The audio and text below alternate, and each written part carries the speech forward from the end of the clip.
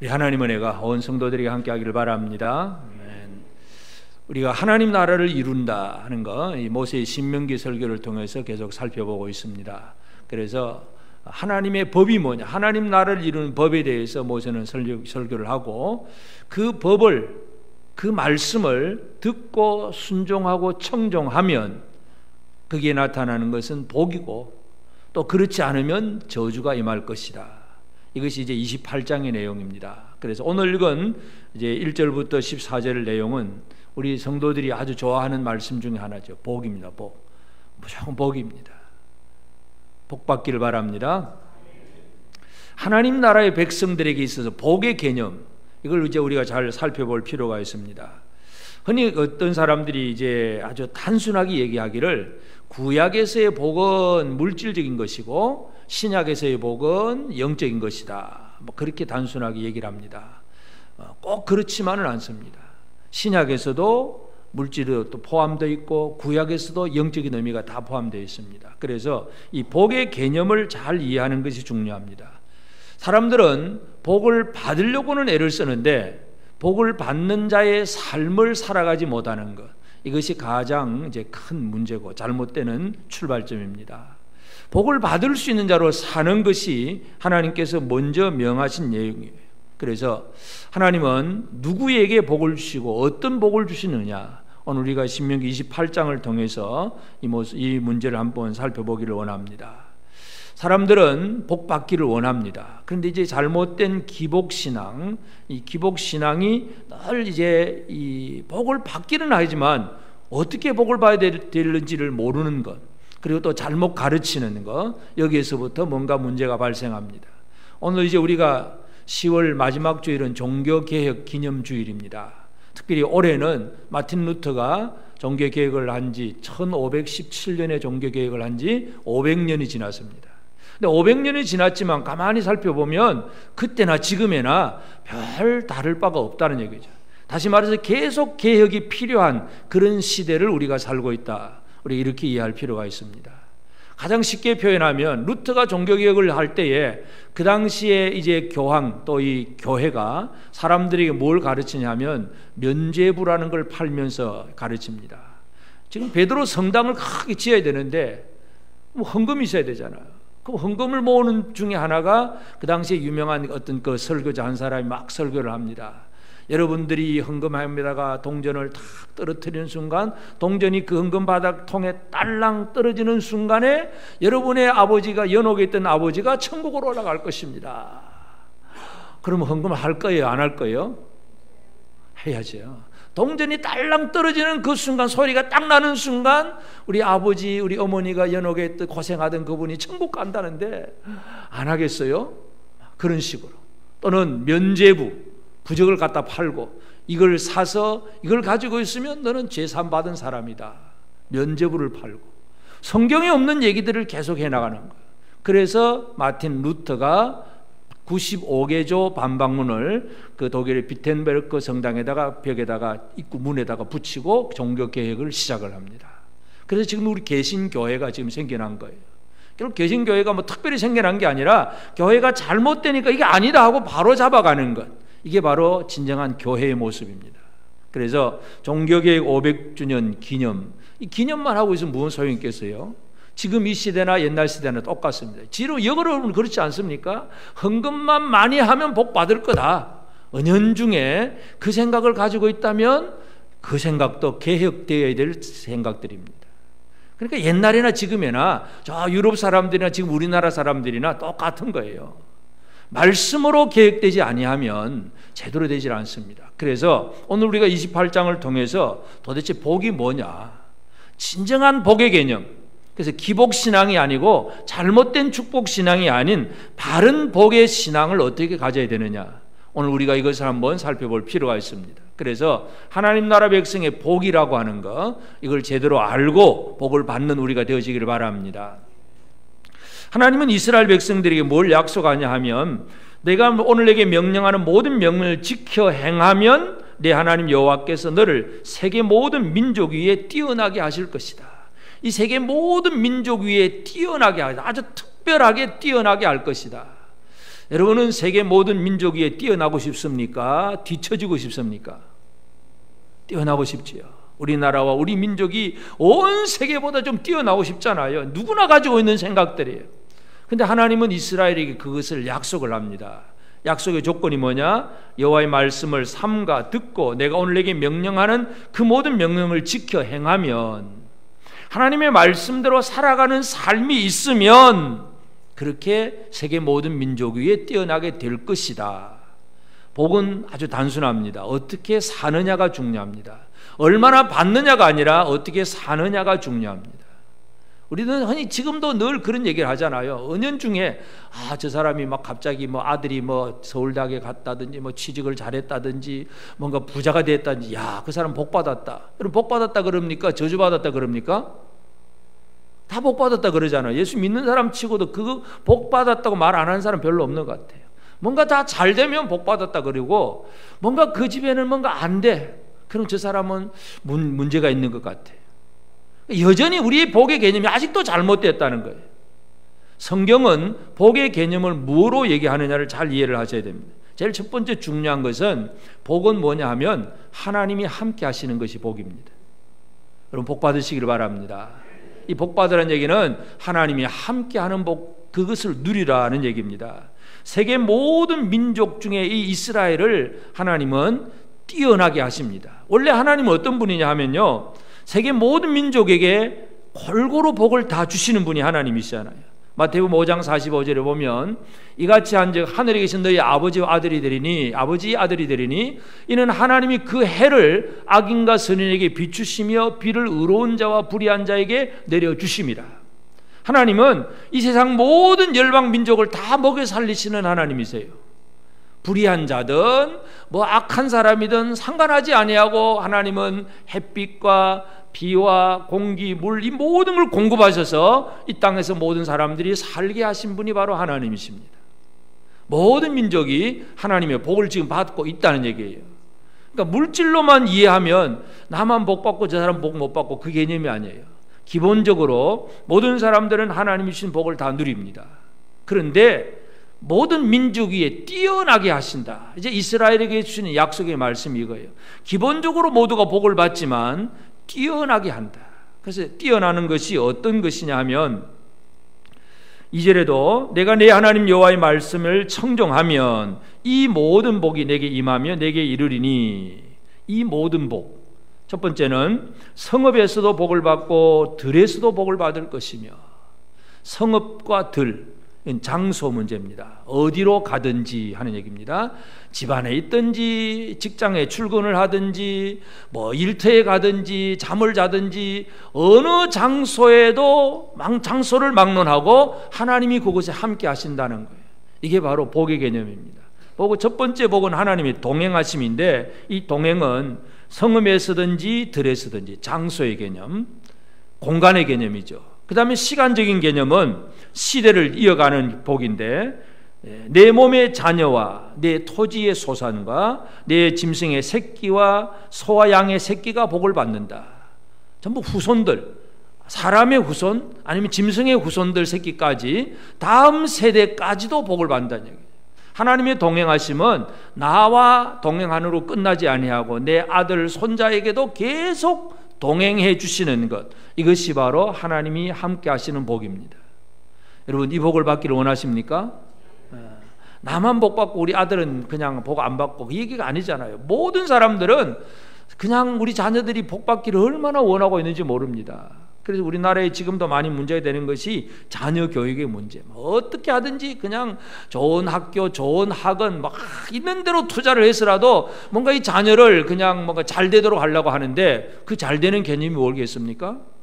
결국은 어디 좋은 직장 들어가고 뭐 세상에서 좀 뭐 편안하게 잘 먹고 잘 사는 그런 길 열어주려고 부모들이 얼마나 애를 쓰고 있습니까?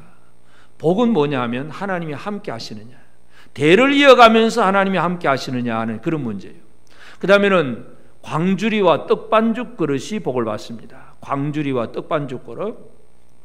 광주리와 떡반죽 그릇이라고 하는 것은, 이 광주리에는 그동안 땄던 열매들, 뭐 감나무를 땄든지 뭐 배나무를 사과나무를 땄든지 열매들이 가득한 광주리.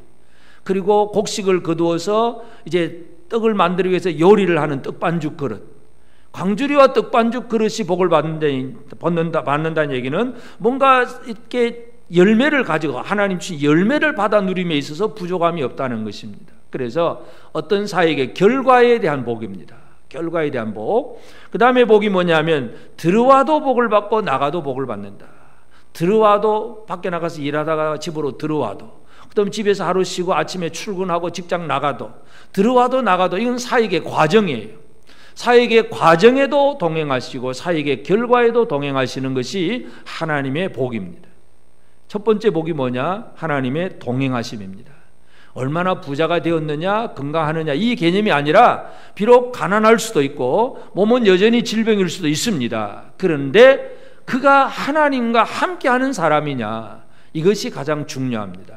그래서 성읍에서도 들에서도 또 이 몸에 솟아 자녀들, 그리고 토지 솟아난 짐승의 새끼와 소의 양의 새끼들, 그리고 광주리와 떡반죽 그릇, 들어가도 나가도 뭘 하든지 간에 하나님이 함께 하신다는 것, 이것이 하나님 주시는, 이스라엘에게 주신 특별히 취급하는 복입니다. 온 세계 모든 민족이 물질적으로는 다 받습니다. 예수를 안 믿는다고 해서 부자가 아닌 사람 없잖아요.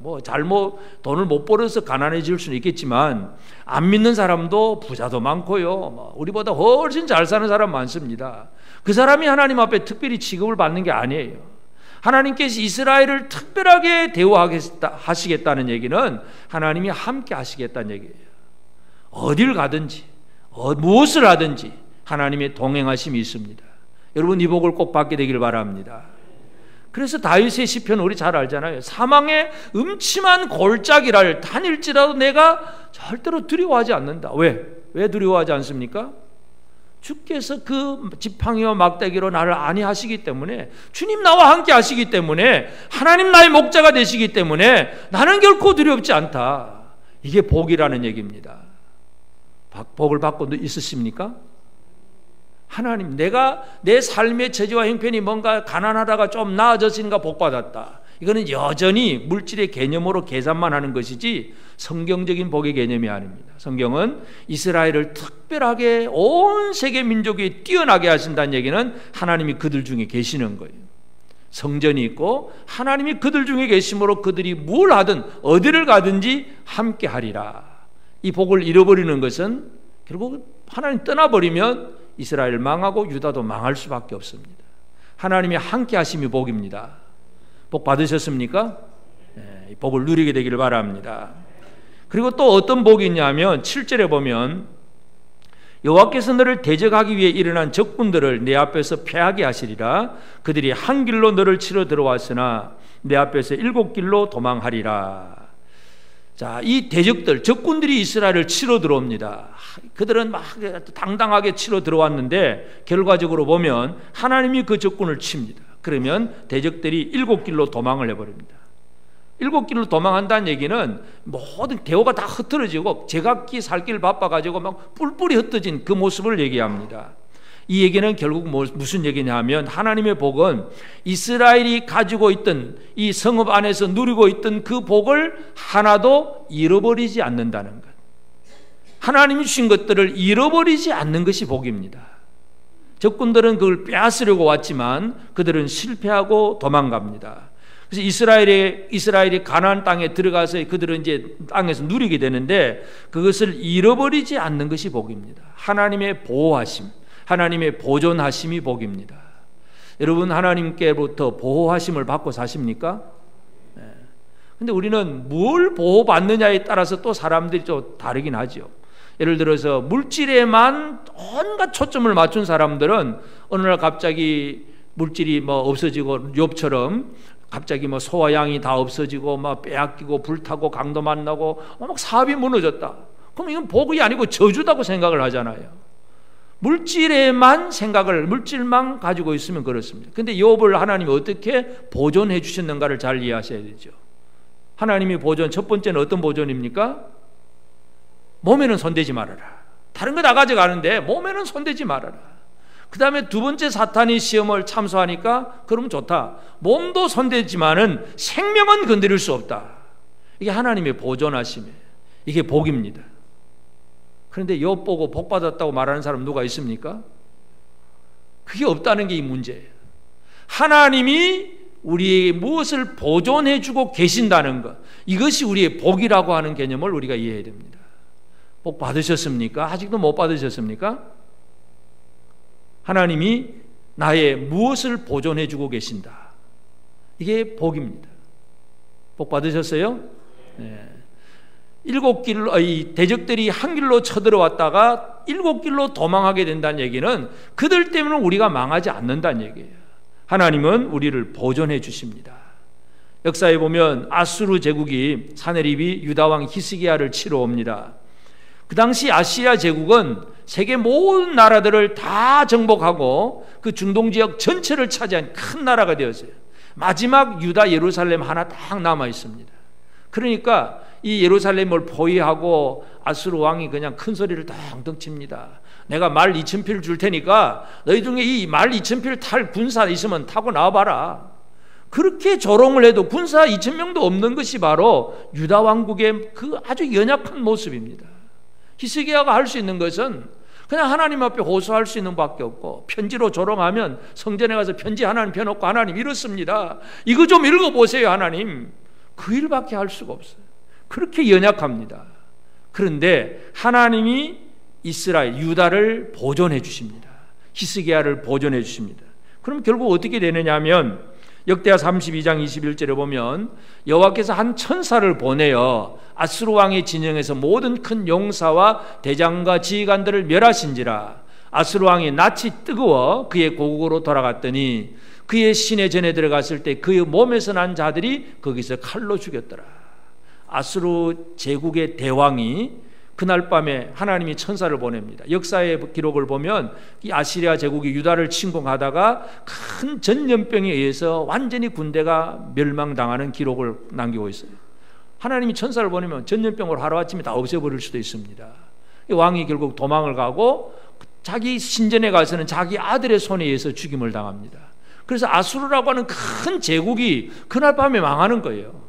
아무리 큰 나라라고 할지라도 하나님께서 유다를 보존하시기 위해서는 아수르 제국도 하루아침에 멸망시키시는 이가 하나님이십니다. 하나님의 보존하심, 하나님의 보호하심, 이것이 복입니다. 이 복을 누리게 되기를 바랍니다. 하나님은 우리에게 얼마나 큰 복을 주신지 모릅니다. 그래서 우리는 뭘 보존하느냐, 이 관점을 잘 이해할 필요가 있습니다. 돈이 최고인 사람은 돈이 보존되기를 바라지만 그건 아니잖아요. 육신의 생명까지라도 십자가에 희생하시는 예수님으로 보면 생명까지라도 내어놓으심으로 다 버리지만 결국은 다시 살려주시잖아요. 그러니까 우리가 뭘 보존해 주시느냐, 여기에 대해서 우리가 관심을 잘 기울일 필요가 있습니다. 하여튼 하나님의 보호하심은 이스라엘을 보존해서 적군들이 치러 왔다가 다 도망가는 그런 모습이 되게 하신다는 것입니다. 또 한 가지는 12절에 보면 여호와께서 너를 위하여 하늘의 아름다운 보고를 여시사 내 땅에 때를 따라 비를 내리시고 내 손으로 하는 모든 일에 복을 주시리니 내가 많은 민족에게 꾸어줄지라도 너는 꾸지 아니할 것이요. 많은 민족에게 꾸어줄지라도 너는 꾸지 않게 될 것이다. 물론 이 물질의 개념도 포함이 되어 있습니다. 복이 많은 이스라엘 백성들은 어디 돈 빌리러 다니질 않습니다. 돈이 없으면 어떡합니까? 이웃집 가서 빌려야 되잖아요. 막 꾸러 다녀야 되는데 참 힘들잖아요. 근데 하나님이 복을 주시면 꾸어 줄지라도 꾸지 않을 것이다, 그 얘기입니다. 이 복이 어떤 복이냐 하면 이스라엘이 애굽에서 누리지 못했던 복이에요. 애굽의 노예 상태는 힘이 없는 사람들이잖아요. 여러분, 꾸어 주는 자가 힘이 있습니까? 꾸러 다니는 사람이 힘이 있습니까? 꾸어 주는 자가 힘 있는 사람입니다. 노예 상태는 이런 힘이 없어요.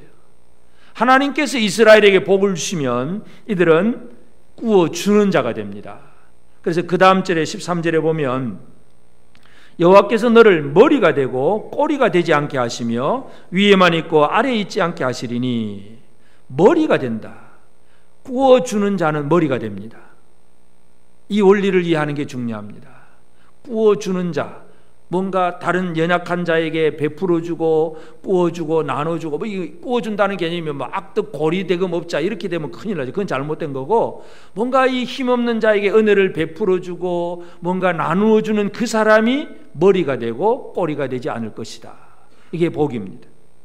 다른 민족에게 꾸어줄 수 있다는 것은 그만큼 힘 있는 자가 되었다는 얘기입니다. 여러분, 이 복을 받으셨습니까? 꾸어줄 게 없으십니까? 꾸어줄 게 좀 있으십니까? 없으십니까? 꾸어줄 것이 없는 것이 아니라 꾸어줄 마음이 없는 것이 항상 문제죠. 돈은 아무리 많이 있어도 뭔가 베풀 마음이 없으면 그 사람은 이 복이 없는 사람이고, 비록 가난하지만 내 것에서 뭔가 자꾸 뭔가를 형제들과 함께 나누고 뭔가 어떻게 뭐 같이 해보려고 애를 쓰는 그 사람은 이 복을 받은 사람입니다. 우리 예를 들어서 우리 교인 중에 뭐 어떤 권사님이 뭔가 막 다른 사람들이 막 나눠주려고 애를 많이 씁니다. 그러면 그것을 받은 사람들은 그 나눠주는 권사님에 대해서 어떤 생각을 할까요? 결국은 나눠주는 사람이 머리입니다. 이 원리를 잘 이해하셔야 됩니다. 많이 가진 사람이 원리가 아니라 잘 나누는 사람이 머리가 됩니다. 이게 바로 복입니다. 진정한 복이 이거예요. 하나님이 아브라함에게 약속하신, 아브라함을 부르셨을 때에 창세기 12장 3절에 보면 너를 축복하는 자에게는 내가 복을 내리고 너를 저주하는 자에게는 내가 저주하리니 땅의 모든 족속이 너로 말미암아 복을 얻을 것이다. 아브라함 때문에 모든 족속이 복을 받는 거예요. 아브라함은 복이고 복의 근원입니다. 아브라함을 통해서 복이 흘러가는 겁니다. 여러분을 통해서 복이 흘러가고 있으십니까? 이게 복입니다. 얼마나 많이 쌓아두었냐, 이게 복이 아니라 얼마나 많은 것을 흘려보낼 수 있느냐, 이게 복입니다. 복 받으시길 바랍니다. 옆 사람에게서 뭔 좀 흘러나오십니까? 한번 쳐다보시고. 좀 흘러나오십니까? 뭔가 많이 흘러나오는 것을 바라보면 이분은 진짜 복 받은 사람이구나. 이제 거꾸로 저분은 저렇게 착한 일을 하고 뭐 흘려주는 걸 많이 하니까 저 사람 나중에는 진짜 부자 될 거야. 그는 아직도 복의 개념을 잘 몰라서 하는 얘기예요. 나누어주는 그 자체가 복이에요. 그게 힘이고 머리가 되는 것이기 때문에 하나님은 그것을 복이라고 얘기하십니다.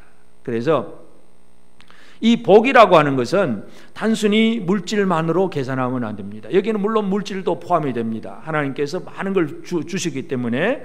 그러나 제일 중요한 것은 그게 하나님이 또 함께 하심이 있느냐, 동행하심이 있느냐 이거예요.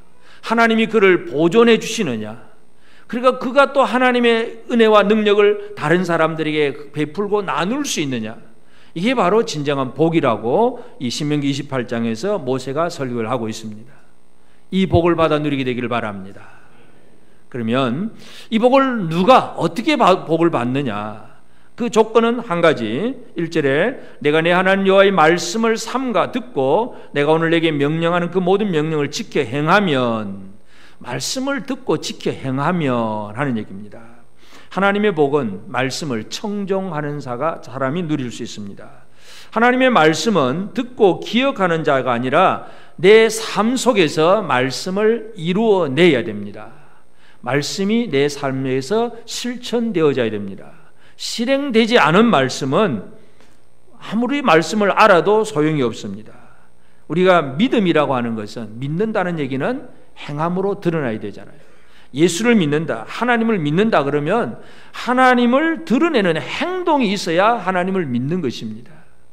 야고보 사도가 야고보 2장 21절 22절에 보면 우리 조상 아브라함이 그 아들 이삭을 제단을 바칠 때에 행함으로 의롭다 하심을 받은 것이 아니냐, 내가 보거니와 믿음이 그의 행함과 함께 일하고 행함으로 믿음이 온전하게 되었느니라.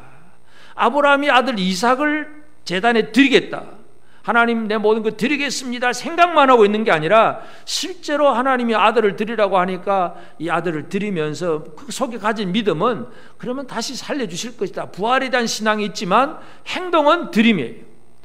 이삭을 잡아서 꽁꽁 묶어놓고 칼로 내려치려고 하는 그 행동, 하나님이 급하게 그냥 보내서 말리셨지만 하나님의 말씀대로 실천하고자 하는 행동이 복이라는 얘기입니다.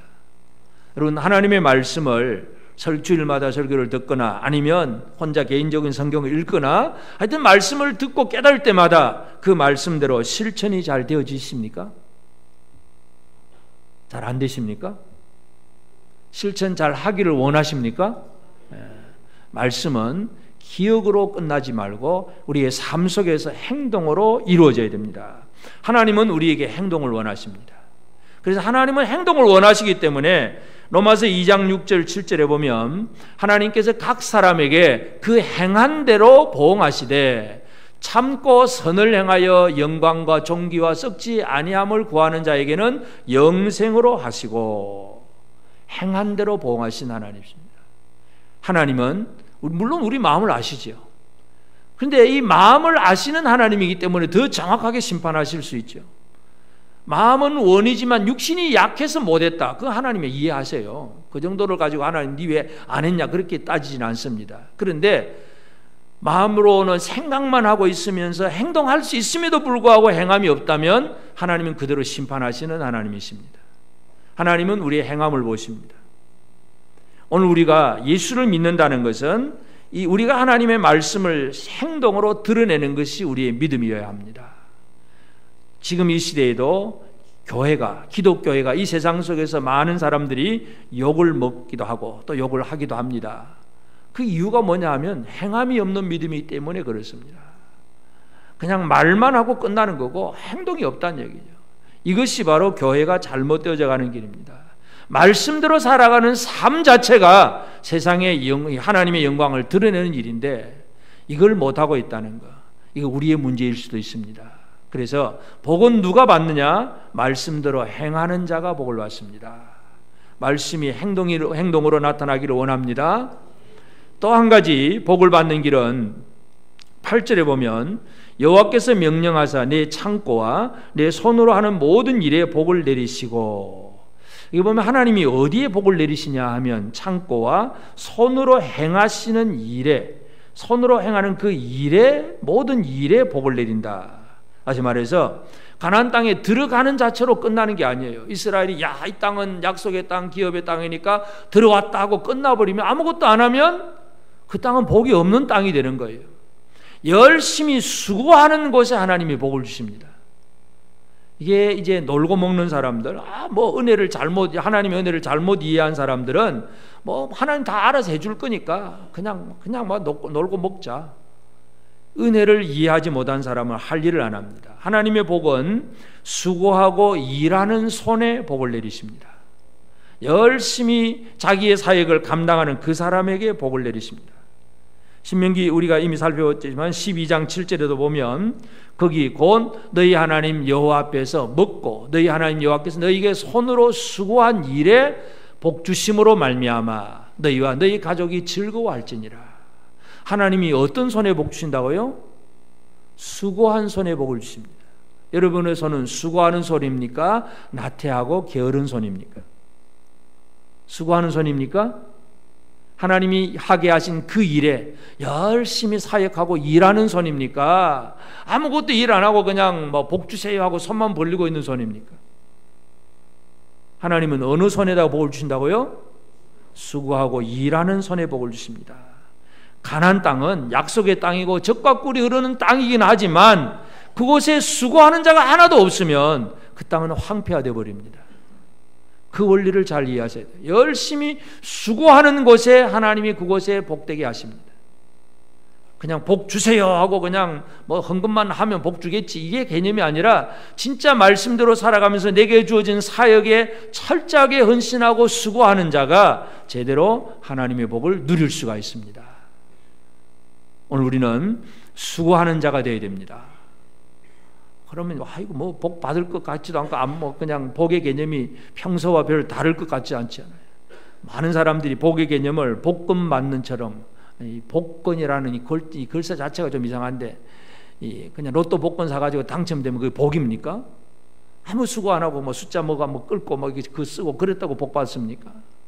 열심히 수고하는 곳에서 뭔가가 결과가 이루어지게 하는 것, 그 광주리가 가득하고 떡반죽 그릇이 뭔가가 잘 이루어지고 그 들어가고 나가고 하는 그 과정 속에서 하나님이 함께 하시는 이 수고하는 그 사람이 복을 누리게 됩니다.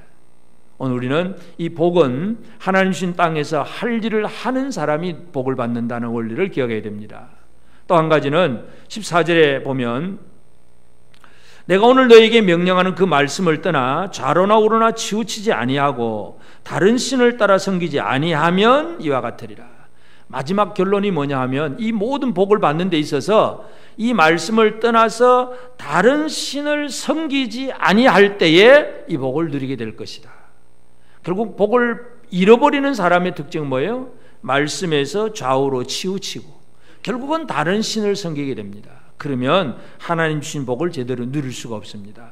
그러니까 우리가 누가 어떻게 복을 받느냐?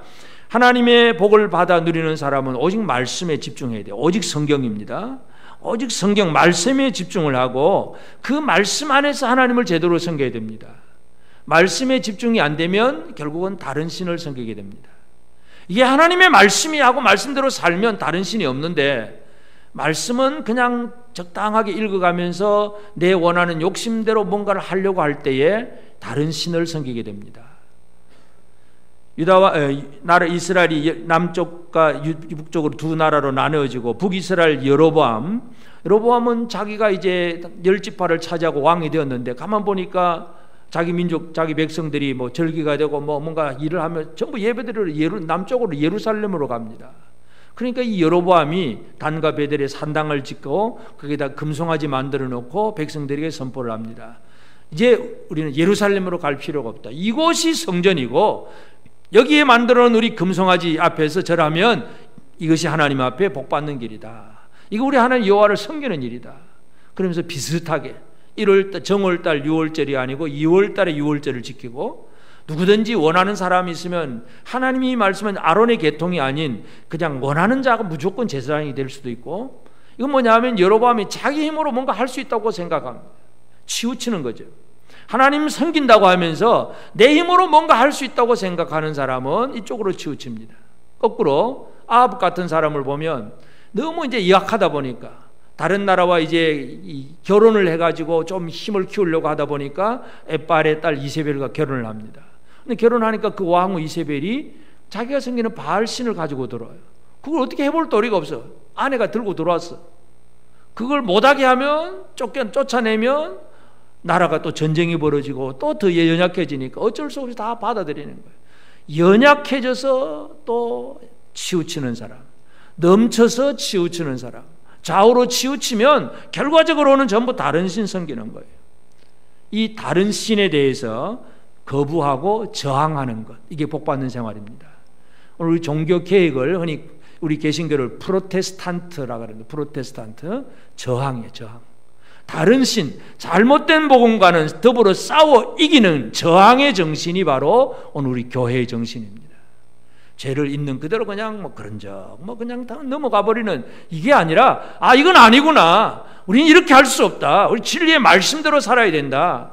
이렇게 나아가는 우리의 선조들이 우리 재건교회 선조들이 그렇잖아요. 일본 신사가 참배 절하라고 하니까 아니다. 우리는 이 우상 앞에 절할 수 없다. 목숨을 내놓고 감옥에 가고 순교를 당하면서도 저항을 했던 우리 조상들이 바로 재건교회를 세웠던 선조들 얘기입니다. 오늘 우리는 지금 이 시대는 뭐 그런 핍박은 없지만 그러나 그 순교의 정신은 분명히 이어가야 됩니다.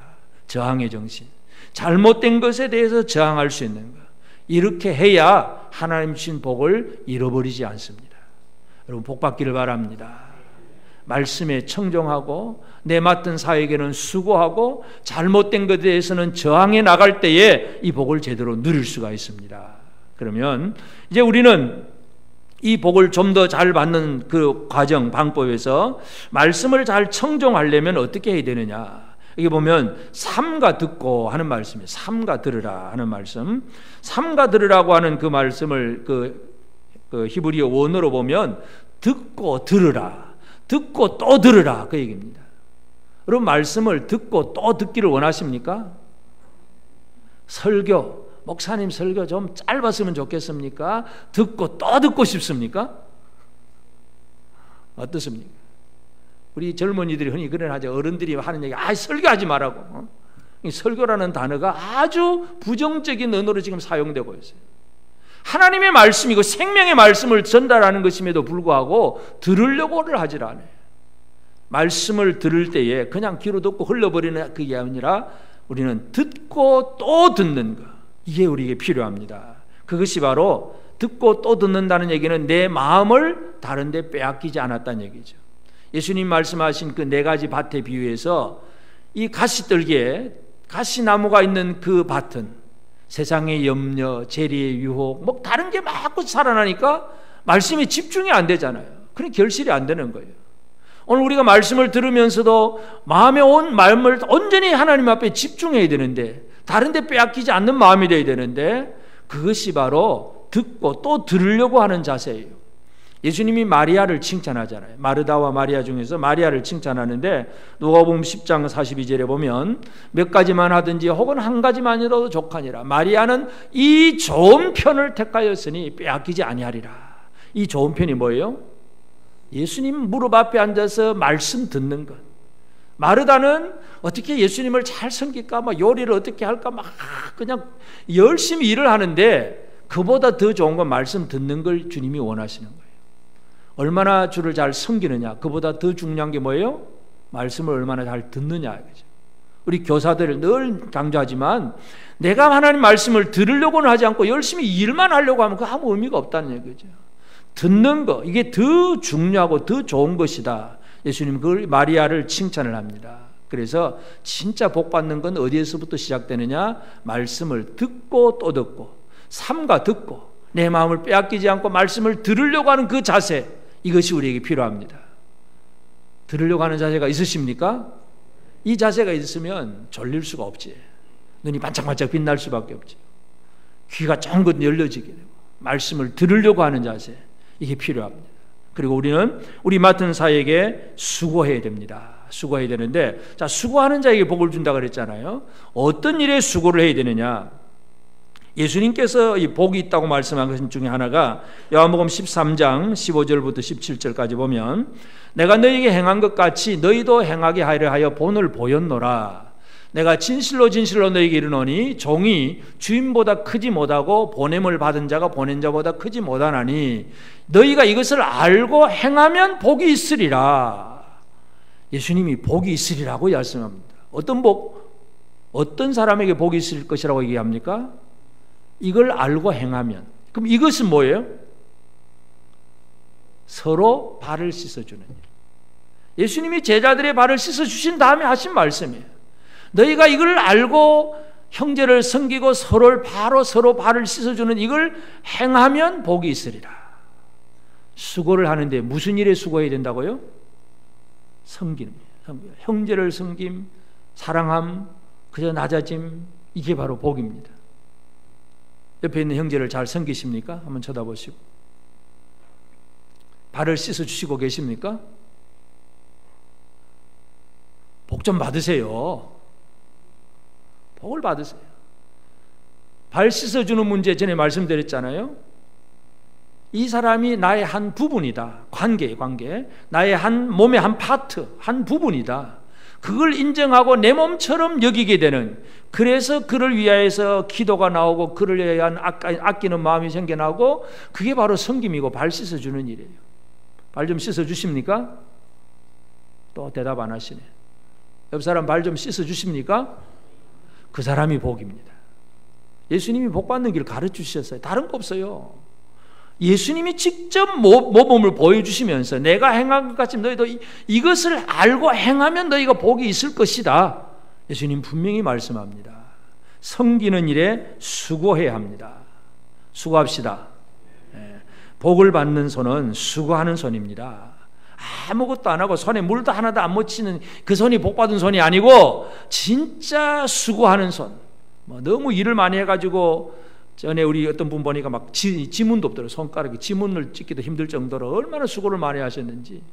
그래서 섬기는 사람이 복 받는 거지, 뭐 지문 하나 있다고 뭐 복입니까? 잘 섬김으로 복을 받게 되길 바랍니다. 그리고 마지막으로 우리는 잘 구워주고 나눌 줄 알아야 됩니다. 이게 바로 머리가 되는 길입니다. 진정한 복은 하나님 주신 힘을 연약한 자들에게 흘러가게 하는 것, 나를 통해서 또 다른 사람이 복을 받도록 만들어주는 것, 이게 바로 진정한 복입니다. 누가복음 6장 35절에 오직 너희는 원수를 사랑하고 선대하며 아무것도 바라지 말고 구워주라. 그리하면 너희 상이 클 것이요 또 지극히 높으신 이의 아들이 되리니 그는 은혜를 모르는 자와 악한 자에게도 인자하시니라. 하나님이 어떤 분이라고요? 은혜를 모르는 자, 악한 자에게도 인자를 베푸신 하나님이다. 이 하나님 아버지를 좀 닮아라. 여러분, 하나님 아버지를 닮으셨습니까? 하나님 아버지를 닮고 싶습니까? 인자하신 하나님 아버지를 우리 좀 닮읍시다. 그게 원수를 사랑하고 선대하고 아무것도 바라지도 아니하고 그냥 꾸어주는, 이게 바로 복이라는 얘기입니다. 내가 많은 것을 얻어서 복이 아니라 많은 것을 흘려 보내주는 그 자체가 복입니다. 이 복을 누리게 되기를 바랍니다. 우리를 통해서, 나를 통해서 누군가 내 옆에 있는 연약한 자들이 위로를 얻고 힘을 얻고 기쁨을 얻고 도움을 얻을 수 있다면, 물론 그 사람도 복 받은 거지만 진짜 복은 내가 복을 받은 거예요. 나누는 그 자체가 복이라 그러잖아요. 주는 자가 복이 있습니까? 받는 자가 복이 있습니까? 주는 자가 받는 자보다 더 큰 복입니다. 이 원리를 이해하셔야 됩니다. 그래서 잘 구워주고 잘 나눠야 됩니다. 종교개혁 시대에 우리가 생각해야 될 부분들이, 그 당시에 타락한 사제들, 이 막 그냥 돈만 밝히잖아요. 그냥 돈만 가져오게 하고 막, 그럼 결국은 사제들은 살이 찌고 배가 부르고, 그냥 일반 성도들은 그냥 늘 갖다 바치기 바쁘고 그냥 쩔쩔매고, 이 상태. 그래서 이 사제들이 자기들이 머리인 것 같고 자기들이 최고인 것 같아. 그런데 성경은 그게 아니, 그게 머리가 아니란 얘기죠. 진정한 머리는 흘려보내주고 나누는 자가 머리란 얘기죠. 머리가 되고 싶습니까? 꼬리가 되고 싶습니까? 제가 언제 아주 몇 년 전에 어떤 분의 그 기도를 들어보니까 자녀들을 위해서 기도하는데 우리 아들 머리가 되고 꼬리가 되지 않게 하옵시고 그러더라고요. 이제 그걸 어떤 마음으로 기도했겠습니까? 그러면 우리 아들이 어떻게 되기를 바란 거예요? 공부할 때 1등 되게 하시고, 취직을 하면 사장 되게 하시고, 전부 그 얘기 개념이잖아요. 우리 아들 머리가 되고 꼬리가 되지 않게 하시며. 근데 머리는 누가 머리가 된다고요? 많이 흘려보내주고 잘 구워주고 나누는 자가 머리랍니다. 이 복을 누리기를 바랍니다. 하나님의 복은 이스라엘에게 그들을 특별한 온 세계 민족 중에 특별하게 취급해 주십니다. 이 복은 저와 여러분들이 누려야 됩니다. 하나님의 동행하심, 또 하나님 우리를 보존하심, 하나님 우리에게 은혜 베풀 수 있는 힘을 주신 것, 이 복을 우리 모두가 꼭 누리게 되기를 바랍니다. 아멘.